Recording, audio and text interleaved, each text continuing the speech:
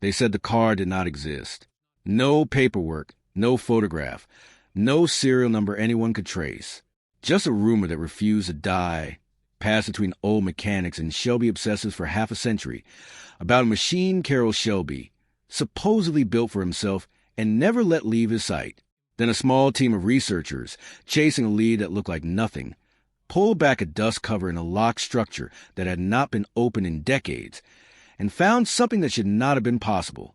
A car with no official record. A car that matched no known production run. A car that, according to everything written about Shelby's career, was never supposed to exist at all. To understand why that moment mattered, you have to understand the man behind it. Carroll Shelby was not a boardroom executive who fell into the car business. He was a Texas farm boy with a wild streak, a chicken business that failed, and a taste for speed that nearly killed him more than once. He raced because it was the only thing that made sense to his restless mind, and he won because he treated machines the way other men treated horses, as living things that needed to be understood before they could be controlled. By the late 1950s, he had climbed to the top of international racing, sharing a win at the 24 Hours of Le Mans in an Aston Martin. It should have been the beginning of a long racing career. Instead, doctors told him his heart could not take much more of it, and the sport that defined his identity was suddenly closed to him. Most men would have stepped back and found something safer to do with their lives. Shelby did the opposite. If he could not outdrive Europe anymore, he decided he would outbuild it. He took the lightweight British AC Ace, a car built for finesse rather than force, and dropped a thunderous American V8 into it. The result was a Shelby Cobra, a car that felt almost impolite next to the refined machines it was designed to beat. It was loud, it was raw, and it worked. Shelby had discovered his real talent. He was not just a driver. He was a translator between two completely different car cultures, European handling and American muscle, and he built a career turning that combination into something the racing establishment could not ignore. That reputation is exactly why Ford came calling. In the mid-1960s, Ford was locked in a public and expensive rivalry with Ferrari and losing. Henry Ford II wanted to win at Le Mans badly enough to spend a fortune chasing it. And the GT40 program needed someone who understood how to turn a fast idea into a winning car. Shelby took that unfinished promise and sharpened it into a weapon. Ford beat Ferrari at Le Mans in 1966, then did again in the years that followed, and Shelby's name became permanently linked to one of the greatest upsets in racing history. Around the same time, Ford wanted the new Mustang to be more than a stylish commuter car, and Shelby was the one who gave it teeth, transforming a mass-market pony car into something with real teeth on a track. But the cars everyone remembers, the Cobras, the GT350S, the GT40S, were never the whole story. Behind every finished, badge-wearing legend sits a much messier world of prototypes, mechanical experiments, and one-off test cars that were never meant to be seen by the public. These were the machines used to try out ideas that were too unproven, too expensive, or too strange for a showroom floor. Suspension geometry that might not work. Engine configurations that might blow up on the dyno. Body styling that might get rejected the moment an executive saw it in person. In the 1960s, nobody treated these test cars as future treasures. They were tools. Once a prototype had answered its question, it was often stripped for parts, sold off quietly or simply destroyed, because nobody was thinking about what a collector might pay for it 30 years later. That is the world the rumor of Shelby's private car came from. The story went that somewhere in the chaos of Shelby American's experimental years, Carroll Shelby built or acquired a car that never went through the normal channels. No factory build sheet, no dealer invoice, no mention in the official Shelby registry that collectors treat almost like scripture. Just a handful of old employees who, decades later, would mention in passing that there was one car Shelby kept apart from the rest, something he was reluctant to sell, trade, or even show off the way he did with everything else bearing his name. For a man who built his entire public identity on showmanship, that kind of secrecy stood out. For years, that story lived mostly in the margins. Serious historians were skeptical, and understandably so.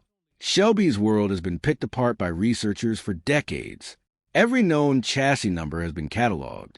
Every surviving Cobra and GT350 has a paper trail. The idea that something could have slipped through that net, sitting untouched while entire books were written about Shelby's career, seemed almost too convenient to be true. Skeptics pointed out that legends like this tend to grow in retelling, gaining detail and drama with every new person who repeats them, until the story becomes bigger than anything that could have actually happened. What changed the conversation was not a sudden discovery, but a slow, stubborn process of research, the kind that rarely makes it into the highlight reel of automotive history. A small group of enthusiasts, the type who spend their weekends digging through old title transfers and half-legible shop records instead of watching races, started taking the rumors seriously enough to actually test it. They were not treasure hunters looking for a payday. They were the kind of people who get obsessed with a single unanswered question and cannot let it go until they find something concrete, one way or the other. Their first problem was the same one that has haunted searches for lost prototypes before. They were looking for the wrong kind of record. Shelby American's official paperwork was built around production numbers and dealer allocations, a system designed to track cars meant for customers.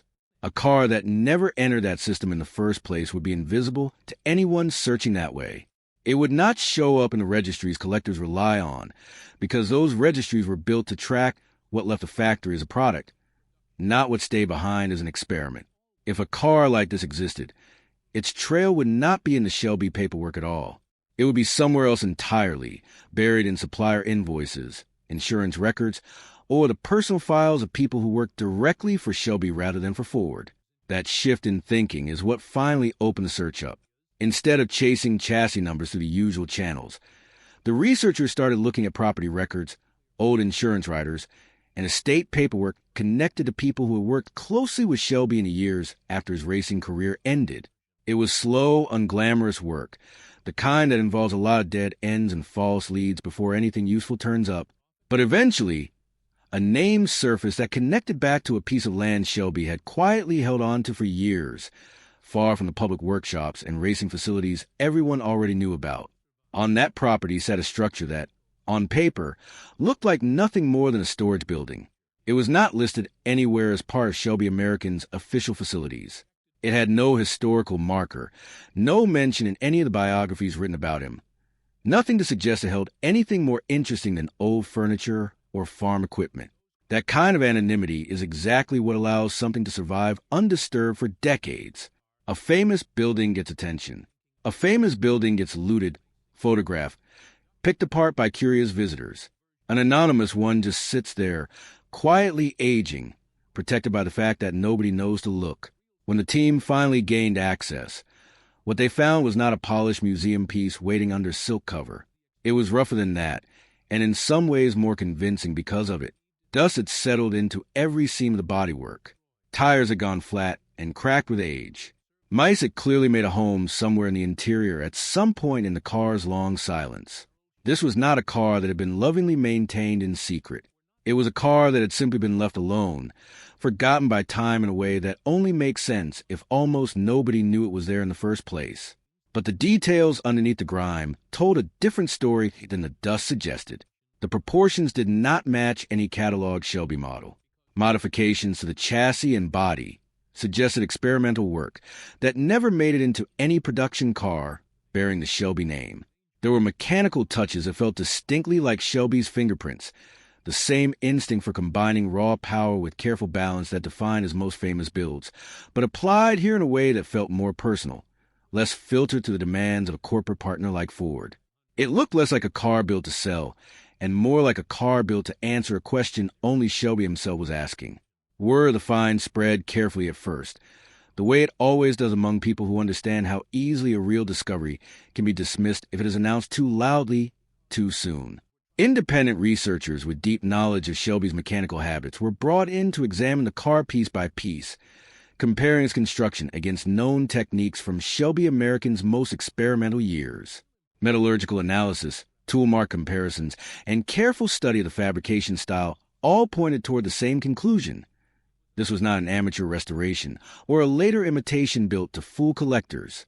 This was period-correct work, done by hands that understood exactly what they were doing. What makes a find like this matter is not simply the thrill of something rare turning up unexpectedly. It is what a car like this reveals about the person who built it. Production cars show the world what a company was willing to sell, shaped by budgets, safety requirements, and the demands of dealers who needed something customers could actually drive home. Prototypes and personal projects show something raw, what the builder was willing to try when nobody outside the workshop was watching. A car built for Shelby's own use, kept apart from the world for reasons that may never be fully known, represents an unfiltered version of his thinking, unshaped by Ford's marketing department or a dealership's expectations. There is something almost fitting about the idea that a man who spent his career chasing speed and pushing machines past their limits would keep one project entirely.